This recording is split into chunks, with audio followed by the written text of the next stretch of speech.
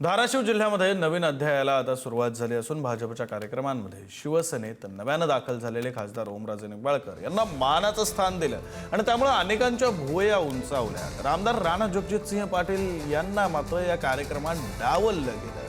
खासदार ओमराजे निंबाळकरांचा भाजपसोबत दिल से दिल तक मैत्रीचा अंदाज पाहायला मिळाला। ओमराजेंच्या नव्या मैत्री पर्वाला भाजप आमदार बसवराज पाटलांकडूनही प्रतिसाद मिळाला आणि यामुळे भाजप आमदार राणा जगजितसिंह पाटलांविरोधात भाजपमध्ये अंतर्गत नाराजीचा सूर असल्याचं दिसून येतं।